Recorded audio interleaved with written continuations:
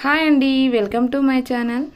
నేను ఈ వీడియోలో హైనెక్ బ్లౌజ్ కటింగ్ ఎలా చేయాలో చూపించబోతున్నాను. దానికోసం నేను ఇప్పుడు ఒక కాటన్ బ్లౌజ్ పీస్ని తీసుకున్నాను. హైనెక్ బ్లౌజ్ కటింగ్ కోసం ఫుల్ షోల్డర్ మెజర్మెంట్ అయితే తీసుకోవాలి. ముందుగా బ్లౌజ్ పీస్ని ఇలా వీడియోలో చూపిస్తున్నట్టుగా పరుచుకోవాలి.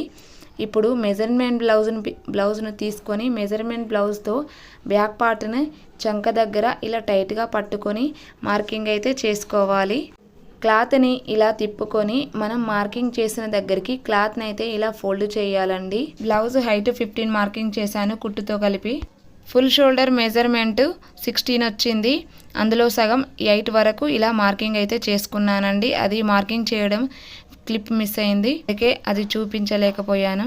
ఇప్పుడు కింది నుంచి పైకి ఇలా బ్లౌజ్ని టైట్గా పట్టుకొని బ్యాక్ పార్ట్ సైడ్ స్టిచ్చెస్ దగ్గర ఒక మార్కింగ్ అయితే చేసుకోవాలి. ఇప్పుడు వీడియోలో చూపిస్తున్నట్టుగా మెజర్మెంట్ బ్లౌజ్తో ఈ 2 మార్కింగ్స్ మధ్యలో చంకని ఇలా కొలుచుకుంటూ ఒక మార్కింగ్ అయితే చేసుకోవాలి. ఈ 3 మార్కింగ్స్ని ఇలా కలుపుతూ ఒక లైన్ అయితే డ్రా చేసుకోవాలి. ఇప్పుడు బ్యాక్ పార్ట్ మార్కింగ్ అయితే అయిపోయిందండి. మార్కింగ్ చేసుకున్న విధంగా బ్యాక్ పార్ట్ని ఇలా కట్ చేసుకోవాలి. ఈ బ్యాక్ పార్ట్కి నేను ఇంకా నెక్ అయితే మార్కింగ్ అయితే చేయలేదండి. కట్ చేసిన తర్వాత నెక్ మార్కింగ్ అయితే చేస్తాను. ఇలా హైనెక్ స్టిచ్చింగ్ చేసేటప్పుడు ఫ్రంట్ పార్ట్ని అయితే క్రాస్ కటింగ్ కన్నా స్ట్రైట్ కట్ పెట్టుకుంటేనే బ్లౌజ్ నీట్గా ముడతలు లేకుండా వస్తుంది. ఇప్పుడు నెక్ మెజర్మెంట్ చేస్తున్నాను. నెక్ వెడల్పు 4 ఇంచెస్ తీసుకున్నాను. నెక్ వెడల్పు ఎలా అంటే సన్నగా ఉన్న వారికి 3 ఇంచెస్, మామూలుగా ఉన్న వారికి 3.5, మరీ లావుగా ఉంటే 4 ఇంచెస్ తీసుకోవాలి. ఇలా 1.5 ఇంచ్ కింది వరకు మార్కింగ్ చేసి ఇలా వీడియోలో చూపిస్తున్నట్టుగా డ్రా చేసి కట్ చేసుకోవాలి. నెక్ ఈజీ అండి. నెక్ వెడల్పు 4, నెక్ హైట్ 1.5 ఇంచ్ వరకు చేసుకొని ఇలా వీడియోలో చూపిస్తున్నట్టుగా డ్రా చేశాను. ఇప్పుడు షోల్డర్ సైడ్కి కొంచెం షోల్డర్ దగ్గర కట్ చేసుకోవాలి, లైట్గా షేప్ కట్ కరెక్ట్గా రావడం కోసం అని చెప్పి. ఇప్పుడు బ్లౌజ్ ఫ్రంట్ పార్ట్ మార్కింగ్ చేస్తున్నాను. దానికోసం సేమ్ ఫోల్డింగ్ పైన అంటే బ్యాక్ పార్ట్ కట్ చేసాం కదా, అదే ఫోల్డింగ్ పైన బ్యాక్ పార్ట్ని పరుచుకొని ఫ్రంట్ పార్ట్ షేప్ కోసం ఇక్కడ 3.5 ఇంచెస్ మార్కింగ్ చేశాను. ఇది ఫ్రంట్ పార్ట్ ఉక్స్ పట్టి కాజా పట్టి దగ్గర ఫస్ట్ మార్కింగ్ చేసింది. ఇప్పుడు ఇది మధ్యలో ఇక్కడ 2.5 ఇంచెస్ చేశాను.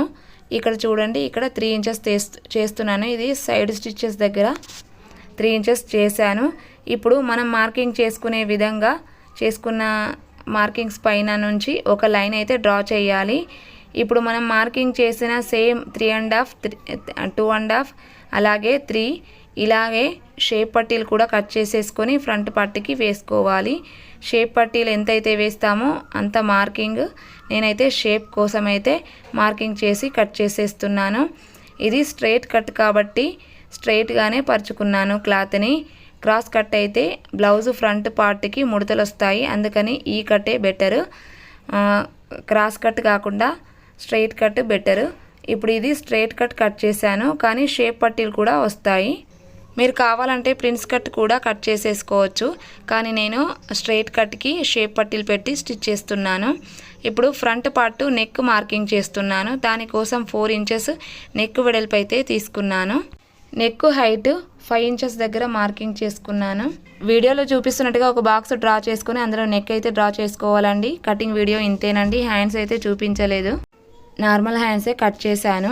ఈ బ్లౌజ్ స్టిచ్చింగ్ వీడియో నెక్స్ట్ వీడియోలో అప్లోడ్ చేస్తాను, చూసేయండి. వీడియో నచ్చితే ప్లీజ్ లైక్ చేయండి, షేర్ చేయండి, మా ఛానల్ని సబ్స్క్రైబ్ చేసుకోండి. నా ఛానల్లో స్టిచ్చింగ్ వీడియోలు ఉన్నాయి, చాలా చూసేయండి. ఈ కటింగ్లో ఏమైనా డౌట్స్ ఉంటే కామెంట్ బాక్స్లో కామెంట్ చేయండి. మరో కొత్త వీడియోతో కలుద్దాం.